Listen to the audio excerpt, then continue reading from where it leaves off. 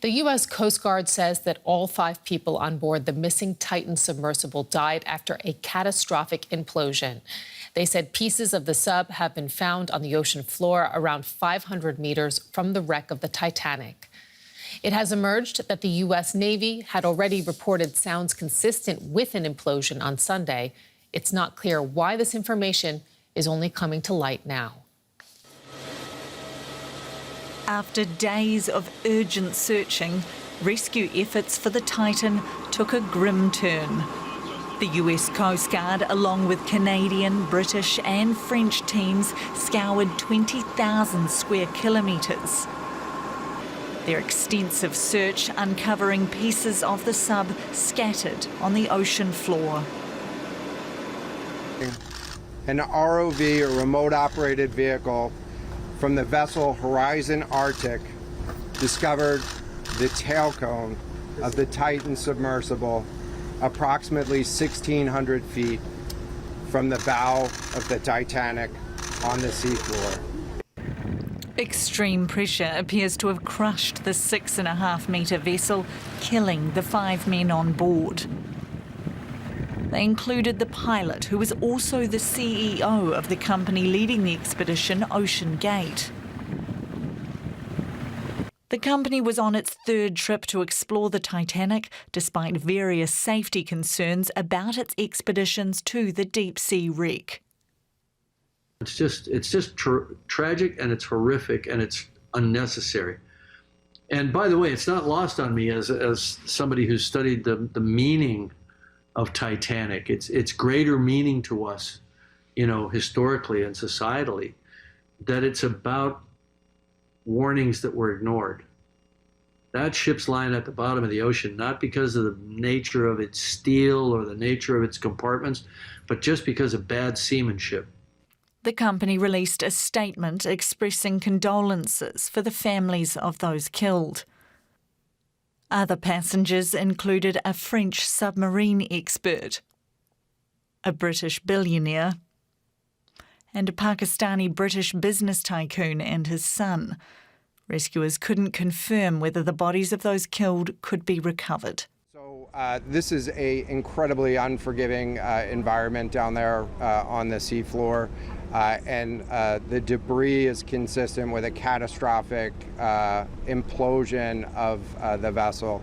And so we'll continue to work and continue to search the area down there, but I don't have an answer for prospects at this time. Underwater robots will keep searching for clues about what happened to the Titan. Its remains now lying alongside the wreck it set out to explore on the Atlantic Ocean floor. And for more, let's bring in DW science journalist Anna Karthaus, joining us for a bit of insight in what happened to the Titan. So we're hearing here about the problems with the pressure chamber, that there seems to be this implosion that happened. Walk us through, what exactly does that mean in practical terms? Well, yeah, this Titan appears to have imploded due to this catastrophic loss of the pressure chamber. We have to imagine that as violent as an explosion because of the immense pressure we have undersea. So let's remember, we're talking about a very hostile environment here, not made for humans. It's dark, it's cold, and there are enormous forces at work. At a depth where the debris was found, so around 4 kilometers, the sea pressure is around 400 times the pressure on land. That's about the same as having 35 elephants on your shoulders.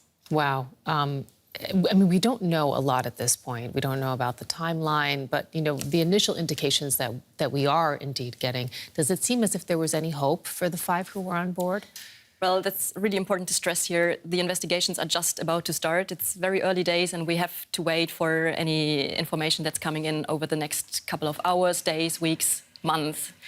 But right now, it seems very likely that the implosion took place and that it took place very early. So the US Coast Guard and the search team that they had deployed buoys to search for the missing vessel, and they did not detect any implosion. They deployed the buoys shortly after the signal, the communication was lost.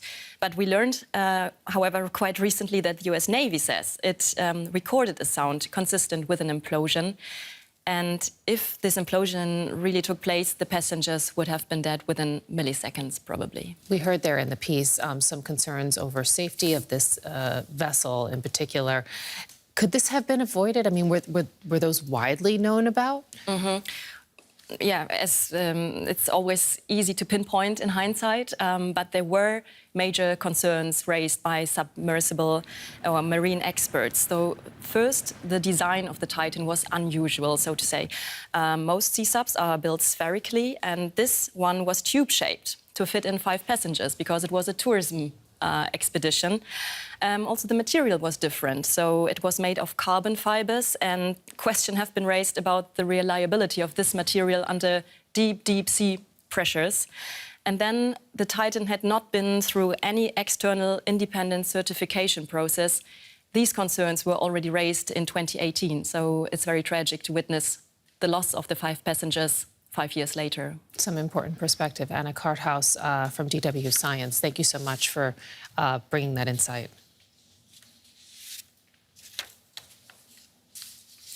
And we're going to get more now. We're joined by Colin Buckley, who is a remotely operated vehicle submersible pilot. He joins us from Oslo. We understand that a remotely operated vehicle found this debris. How difficult do you think it was to find it? They were very lucky, I believe. I think some background here. I think what happened is they were very near the seabed when it actually imploded. To find the debris field so compact that they must have been so close, otherwise it would have dispersed in the currents. So only 500 meters away, I wouldn't have thought they were far from the seabed when it happened. Once they picked up some debris, they would have then run a grid survey, basically running lines in the same direction. And then they'd have checked the whole area. But again, finding it, that was pretty good. In searches like these, ROVs are said to be better than a vessel with a crew. Why is that? Well, an ROV is like your computer. You switch it on, you switch it off. You don't need any support for it. It can sit on the deck of a vessel for days, weeks even, then go out and do a job. Relatively, they're much cheaper to operate than any manned vessel. And obviously, for 4,000 meters, you've got no chance of putting anybody down there that can effectively carry out a recovery. The ROVs these days are built with manipulators and so much of the kit. You can strap angle grinders to them, cutters, anything you want. It's all hydraulic. So you can basically do anything that you would have been able to do with humans and even more. We understand that ROVs will also be involved in trying to find out why exactly this journey ended so tragically.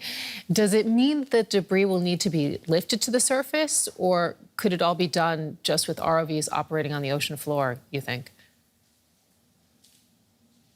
I would suggest that they'll bring a vessel on site with a crane with a 4,000 meter wire and probably a basket on the end. They'll photograph everything on the seabed. There'll be so much coverage on video and still camera. And then they'll collect all this debris, put it in a basket and bring it to surface for analysis. I've no doubt that's how they'll go ahead. Okay. There's been some speculation. Some have talked about, ROVs potentially accompanying vessels like this when they actually go on expeditions, when they go on missions. Do you see any role for that in the future? I'm actually shocked they didn't have that sort of backup already.